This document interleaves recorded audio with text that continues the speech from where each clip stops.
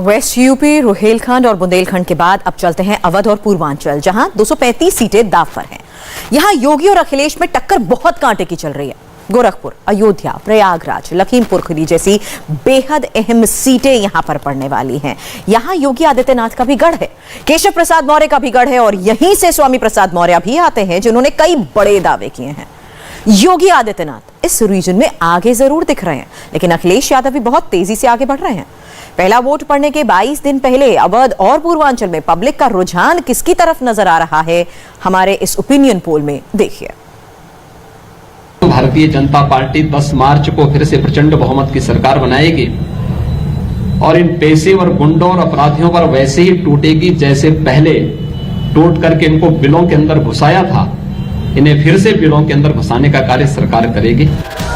दावे हर तरफ से हो रहे हैं, लेकिन सरकार वही बनाएगा जो पूर्वांचल को जीत लेगा, क्योंकि यूपी का सबसे बड़ा मोर्चा पूर्वांचल है और इस बार बीजेपी से गोरखपुर से पूर्वांचल की 124 सीटों को साधने की तैयारी हो रही है। यूपी की 31% सीट पूर्वांचल में है। बीजेपी यहां कोई रिस्क नहीं लेना चाहती, इसलिए गोरखपुर सदर से योगी को चुनावी मैदान में उतार दिया गया है। यूपी का ये सबसे बड़ा चुनावी मैदान ब्रांड योगी के फ्यूचर का फैसला करने वाला है। ग्राउंड रिसर्च टीम ने सबसे ज्यादा फोकस पूर्वांचल पर किया है। पूर्वांचल के 20 जिलों में टोटल 124 विधानसभा सीटें हैं। इनमें प्रतापगढ़, कौशाम्बी, प्रयागराज, सिद्धार्थनगर, बस्ती, संत कबीर नगर, महाराजगंज, गोरखपुर, कुशीनगर, देवरिया, आजमगढ़, मऊ, बलिया, जौनपुर, गाजीपुर, चंदौली, वाराणसी, संत रविदास नगर, मिर्जापुर और सोनभद्र शामिल है। ग्राउंड जीरो रिसर्च टीम के मुताबिक गोरखपुर सदर सीट पर योगी आदित्यनाथ बहुत बड़े मार्जिन से आगे चल रहे हैं। गोरखपुर में योगी आदित्यनाथ 50,000 से भी ज्यादा वोटों से जीत हासिल कर सकते हैं। गोरखपुर में कुल 9 विधानसभा सीटें हैं। पिछली बार यहां बीजेपी 8 सीटें जीत गई थी, लेकिन इस बार गोरखपुर में बीजेपी को 3 सीटों पर कड़ा मुकाबला झेलना पड़ सकता है। 5 सीटों पर बीजेपी की बढ़त नजर आ रही है। केशव प्रसाद मौर्य भी प्रयागराज की सिराथू सीट से उम्मीदवार हैं और ग्राउंड जीरो रिसर्च के मुताबिक यहां केशव प्रसाद मौर्य को कड़ी टक्कर मिल सकती है। पूर्वांचल की ग्राउंड रिपोर्ट में मायावती काफी मुश्किल में नजर आ रही हैं। मायावती का वोट शेयर गिरता हुआ नजर आ रहा है और ये वोट शेयर बीजेपी और समाजवादी पार्टी दोनों की तरफ जाता हुआ नजर आ रहा है, लेकिन सीटों में सबसे ज्यादा इजाफा समाजवादी पार्टी को हो सकता है। पूर्वांचल की 124 सीटों में से बीजेपी 66 सीटें जीत सकती है, आधी सीटें लगभग मानिए। सपा 51 सीटें जीत सकती है, बीजेपी 66, सपा 51। ऊपर की टैली पर नजर रखिएगा, बदलते ही पूरा ट्रेंड आ जाएगा आपके सामने। बसपा केवल 2 सीट हासिल करेगी, ऐसा हमारा अनुमान है पूर्वांचल की 124 सीटों में से, और कांग्रेस पार्टी 3 सीटें जीत सकती है। 3 सीटें कांग्रेस पार्टी को जा सकती हैं, ऐसा हमें लगता है। और अन्य के खाते में देखते हैं 2 सीटें, अन्य के खाते में 2 सीटें पूर्वांचल से जा सकती हैं। ओपिनियन पोल से साफ है कि योगी के खिलाफ विपक्ष का वोट पोलराइज हो रहा है और यह पोलराइजेशन समाजवादी पार्टी की तरफ है। इसका मतलब यह भी है कि मुस्लिम वोट का एक बड़ा परसेंट सीधे अखिलेश की तरफ शिफ्ट हो रहा है। मुस्लिम वोटर्स का रुझान मायावती नहीं अखिलेश की ओर है और पश्चिम बंगाल की तरह यह सॉलिड मुस्लिम वोट बैंक बीजेपी के लिए बड़ी मुश्किल साबित हो सकता है। ओपिनियन पोल में नोट करने वाली सबसे बड़ी बात यह है कि पूर्वांचल में बीजेपी को बढ़त तो मिल रही है, लेकिन सीटें 2017 के मुकाबले घट रही हैं। इसकी वजह है समाजवादी पार्टी के वोट शेयर में जबरदस्त इजाफा। ग्राउंड जीरो रिसर्च के ओपिनियन पोल के मुताबिक पूर्वांचल में बीजेपी प्लस का वोट शेयर 3.67% बढ़ रहा है। एसपी प्लस का वोट शेयर 16.59% बढ़ रहा है। यह आंकड़ा पिछली बार के 21.20% के मुकाबले इस बार 37.39% हो सकता है।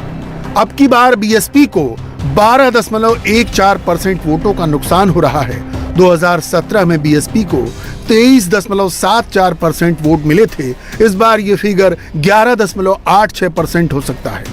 कांग्रेस का वोट शेयर भी 1.25% घट सकता है। पिछले विधानसभा चुनाव में कांग्रेस को 5.62% वोट मिले थे। इस बार 4.37% वोट मिलता दिख रहा है। अदर्स का वोट परसेंट भी 6.80 तक घट सकता है। 2017 में अन्य के खाते में 10.21% वोट गिरे थे। इस बार ये नंबर्स घटकर 3.41% हो सकते हैं। पूर्वांचल में कुर्मी वोट और निषाद वोट बड़ी भूमिका निभाने वाला है। बीजेपी ने अपना दल और निषाद पार्टी के साथ गठबंधन किया है और पूर्वांचल में 43% का वोट शेयर ये बताता है कि कुर्मी और निषाद वोट का बड़ा चंक बीजेपी की तरफ शिफ्ट हो रहा है। मैं भारतीय जनता पार्टी नहीं पूछूंगा, मैं 2 साल से हूं, पूछूंगा 30 साल से है हमारे लोगों को बनाया क्यों नहीं।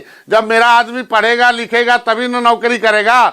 मेरा आदमी तब भर्ती होगा ना। मेरा आदमी भर्ती होने जाता था, सुनने की मादा रखिए ना, मेरा आदमी भर्ती होने जाता था तो समाजवादी पार्टी के अधिकारी जो थे, जो यादव से एसपी हुआ करते थे, वो सीने पर 2 ऊंचा मार के 2 इंच घटा कर लात मार कर भेज देते थे, लंबाई घटा देते थे।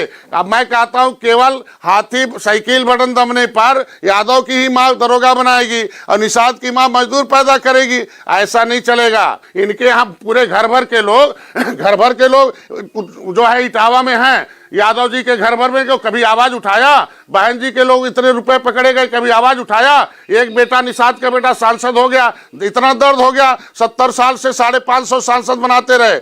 मैं कह रहा हूं उसका जवाब आपको मिलेगा 10 मार्च को पता चलेगा। जब मजबूत थे तो इतने लोग बुलाने की क्या जरूरत थी? जब आप समाजवादी पार्टी इतनी ताकत थी तब इतने नेता को खोजने की क्या जरूरत थी? ये पता चल गया जब 2019 में निषाद समाज डॉक्टर संजय खड़े हो गए। मैं ज्यादा कुछ नहीं ज्यादा जाना चाहता हूं। काला चिट्ठा मत खुलवाइए, क्योंकि समाजवादी पार्टी ने कितना अन्याय किया है वो सारा पिछड़ी जात जानता है। मैं कहता हूं सामाजिक न्याय समिति का रिपोर्ट खराब है क्या? मैं कहता हूं सामाजिक न्याय समिति की रिपोर्ट कहती है कि 27% आरक्षण पर केवल यादव का कब्जा है, 23% पर केवल बहन जी का कब्जा है। वोट हम देंगे, कब्जा ही जमाएंगे। हम लोग वोट देंगे, डंडा खाएंगे, वोट देंगे, दरोगा सारे नौकरी कब्जा जमाएंगे। उनकी आवाज तो उठाओ। जिसकी 2 जून की रोटी छीनी गई, घर छीना गया, तालघाट नदी छीना गया। ये लोग आपस में हाथी साइकिल 30 साल से अपना हीरो, बाकी जनता जीरो होती थी। अब ये जीरो हो रहा है तो क्या दिक्कत हो रही है? 2022 में देखिए कोई नजर नहीं आएगा। गिनती होने दीजिए। योगी मोदी की जोड़ी पर पूर्वांचल में खूब चर्चा हो रही है। पूर्वांचल में सबसे बड़ा मुद्दा है योगी और मोदी की जोड़ी। अपना दल निषाद का गठबंधन, लॉ एंड ऑर्डर पर कंट्रोल से बीजेपी को फायदा मिल सकता है।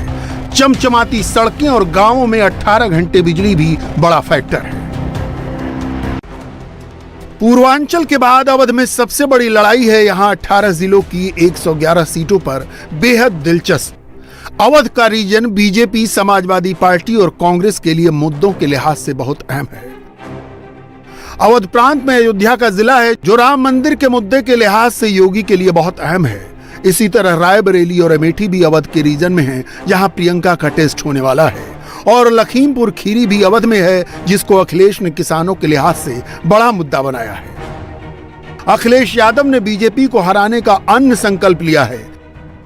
हम सभी लोग संकल्प लेते हैं कि जिन्होंने किसानों पर अन्याय और अत्याचार किया उनको हराएंगे और हटाएंगे। ये हमारा अन्य संकल्प है। लखीमपुर खीरी के मुद्दे पर अखिलेश यादव का अन्य संकल्प लखीमपुर खीरी में ही काम करता नजर नहीं आ रहा। ओपिनियन पोल के मुताबिक लखीमपुर खीरी में जातियों का गणित बीजेपी के फेवर में है। लखीमपुर खीरी में कुर्मी, ब्राह्मण, ठाकुर और पासी वोटर का बाहुल्य है, इसलिए लखीमपुर में बीजेपी समाजवादी पार्टी से ज्यादा मजबूत नजर आ रही है। लेकिन अखिलेश लखीमपुर के मुद्दे पर पूरे सूबे में माहौल बनाने में लगे हुए हैं। भारतीय जनता पार्टी को याद दिलाने के लिए कि उन्होंने किसानों के ऊपर जीप चढ़ाई और कई मौकों पर मैंने कहा अंग्रेजों की सरकार में भी ऐसा जुल्म नहीं हुआ होगा जैसा भारतीय जनता पार्टी की सरकार में हुआ। जलियांवाला बाग में सीने पर गोली चलाई अंग्रेजों ने, और यहां पर जो शांतिपूर्ण तरीके से आंदोलन खत्म करके अपने घर लौट के जा रहे थे, पीछे से जीप चढ़ाई।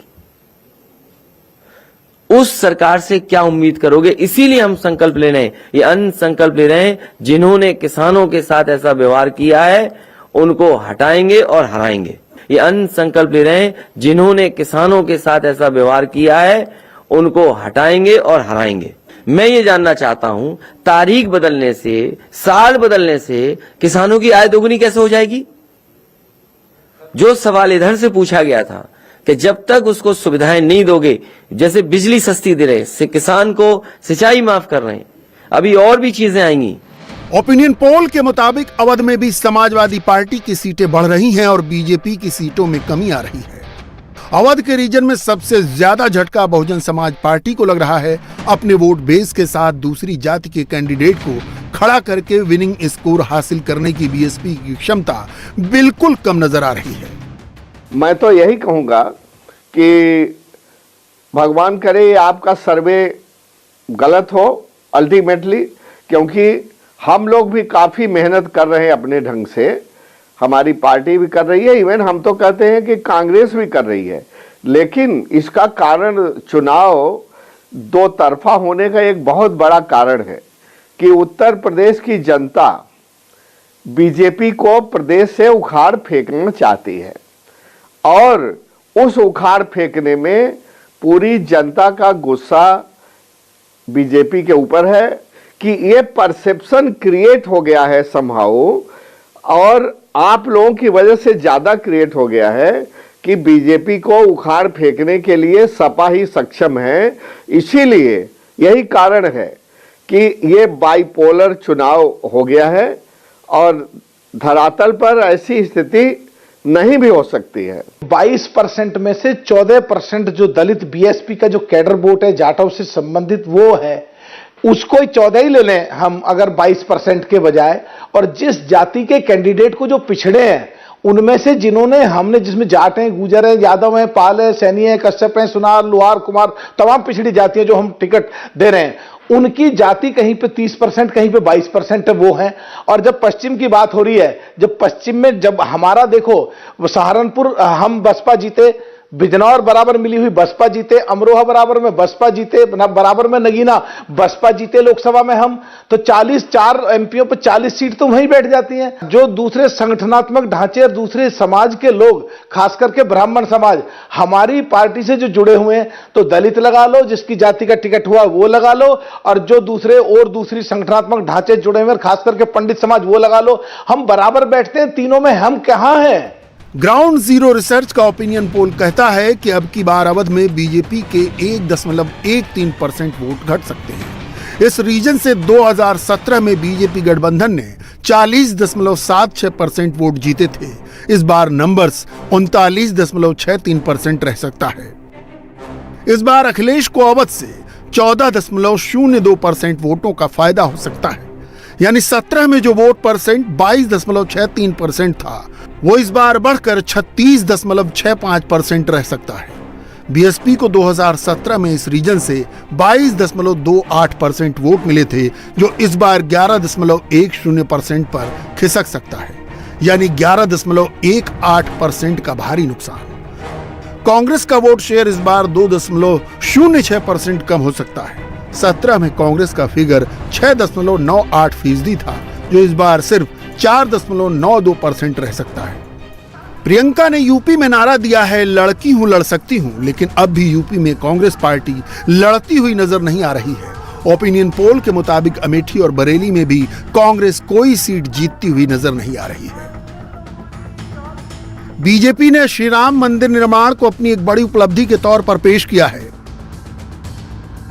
लेकिन ओपिनियन पोल में अयोध्या जिले की 5 सीटों में से 2 सीटों पर बीजेपी को कड़ी टक्कर मिल रही है, लेकिन 3 सीटों पर बीजेपी को बढ़त है।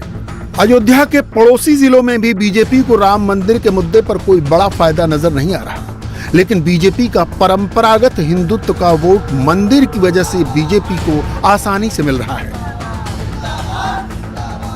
टिकट में अगर आप देखें तो आप जो 230 से 235 दिखा रहे हैं, अगर स्टैंडर्ड मार्जिन ऑफ एरर 3% माना जाता है, अगर वो मान लें कि वो हमारे अगेंस्ट में जाता है, तो भी आपके सर्वे के अनुसार हम 200 से आसपास रहेंगे, और अगर वो हमारे पक्ष में जाता है तो हम 300 के आसपास पहुंच जाते हैं, आपके सर्वे तो सही है।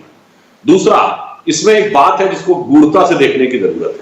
आपके अनुसार बसपा का जो वोट भारी मात्रा में गिरावट आ रही है, वह जा रहा है सपा की तरफ, उसके मेजर चंक जा रहा है, ऐसा आपके उससे दिखाई पड़ रहा है। यहां पर मैं ये कहना चाहूंगा कि सबसे ज्यादा नेता जो बाहर से आए हैं, जिनको की मंत्री पद समाप्त होने के बाद अचानक उनको उपेक्षा दिखाई पड़ने लगी थी, तो वो लोग सब के सब पूर्वांचल के आए। तो चूंकि वो सब पूर्वांचल के हैं, तो मैं कहना चाहता हूं कि अखिलेश जी ने पूर्वांचल में साइकिल को ठेला बना लिया है। अब उस ठेले में जब टिकट वितरण से पहले के तय करना, अभी जब सर्वेक्षण लेंगे तो आप उस समुदाय के किसी व्यक्ति से पूछेंगे तो कहेगा हाँ जी मैं इनके साथ है। जब टिकट वितरण होगा तब तय होगा कि किसकी कितनी संख्या भारी, किसकी कितनी भागीदारी, और उसके बाद उस ठेले में ठेलम ठेल हो सकती है और ठेले में ज्यादा सामान लग जाए, इधर गिर भी सकता है। तब यह सही समझ में आएगा कि मत प्रतिशत का जो परिवर्तन है वो कितना जा रहा है, और यदि बसपा का वोट टूट रहा है तो कहां जा रहा है। ओपिनियन पोल के हिसाब से बीजेपी को 230 से 235 सीटें मिलने का अनुमान है। बीजेपी बहुमत के आंकड़े को क्रॉस तो कर पा रही है, लेकिन अगर बीजेपी 2017 का प्रदर्शन नहीं दोहरा पाती है तो ब्रांड योगी को नुकसान हो सकता है। इंडिया टीवी हर वक्त हर जगह डाउनलोड करने के लिए सर्च करें India TV news Google play store या ऐप स्टोर पर।